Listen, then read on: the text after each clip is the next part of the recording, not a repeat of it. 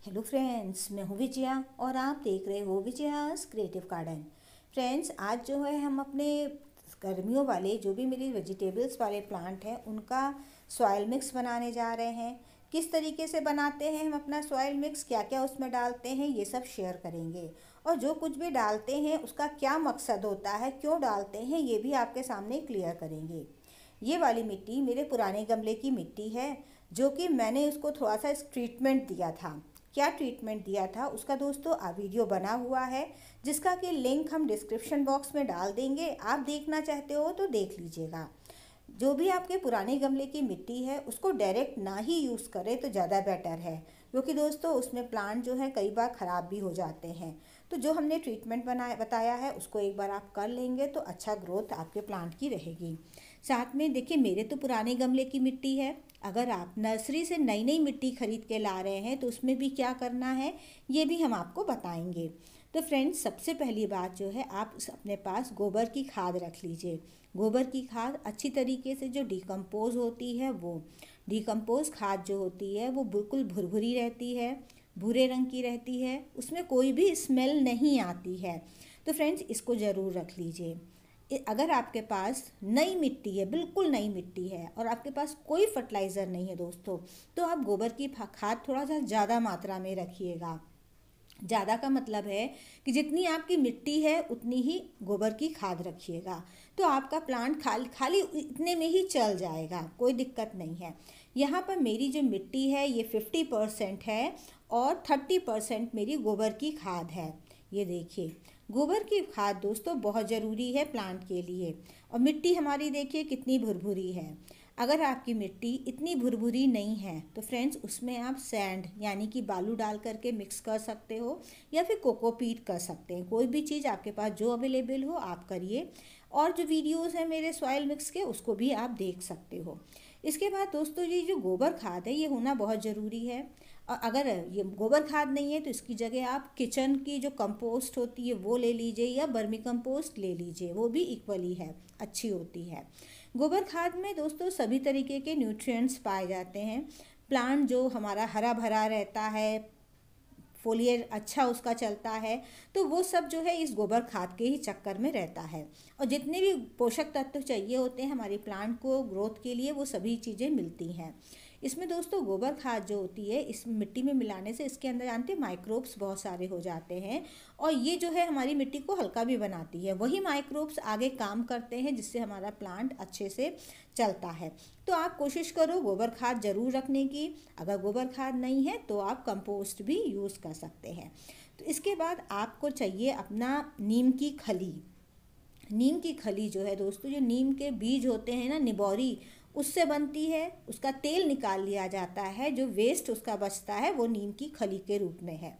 इसमें भी वही पोषक तत्व पाए जाते हैं जो कि गोबर की खाद में होते हैं, थोड़ी कम मात्रा में होते हैं लेकिन सभी पोषक तत्व पाए जाते हैं इसमें, सभी न्यूट्रिएंट्स रहते हैं।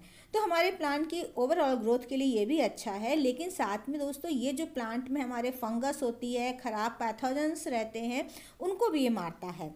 तो कई बार हम लोग के प्लांट्स अचानक मर जाते हैं ना, तो अगर आप नीम की खली यूज़ करोगे तो उससे रुकावट होगी। साथ में चींटियाँ वगैरह भी कम आती हैं अगर आप नीम की खली मिलाओगे। तो जो भी आपका सॉइल मिक्स है उसका 5% केवल नीम की खली चाहिए, बहुत ज़्यादा मत डालिएगा। इसके अलावा दोस्तों ये है बोन मिल। बोन मिल भी जो है पूरी सॉइल मिक्स का आपका 8% जो है ये बोन मिल चाहिए। बोन मिल में जो होता है फास्फोरस, कैल्शियम भरपूर मात्रा में होता है, जो कि ना केवल हमारे प्लांट्स की जो जड़ें होती हैं, रूट्स होती हैं, उनकी ग्रोथ के लिए यूज़फुल होता है, बल्कि फ्लावरिंग को भी बढ़ाता है। तो इसको प्लांट की ओवरऑल ग्रोथ के लिए 8% जो है आप बोन मिल मिला सकते हैं। तो 5% नीम की खली हो गई, 8% जो है ये बोन मिल हो गया पूरे उसमें सॉइल मिक्स में। और मिट्टी देखिए 50%, 30% गोबर की खाद। इन सबको दोस्तों अच्छे से मिक्स कर लेंगे। लेकिन अभी 2 आइटम बाकी हैं मिलाना। 2 आइटम दोस्तों ये है कि आपके पास अगर ये ट्राइकोडर्मा पाउडर हो तो इसको ज़रूर मिक्स कर लीजिए। थोड़ी सी मात्रा में मिक्स करना होता है। पूरे सॉइल मिक्स का केवल 2% ही बहुत होगा, इसका ज़्यादा नहीं करना होता है। ये जो होती है दोस्तों एक फंगस होती है।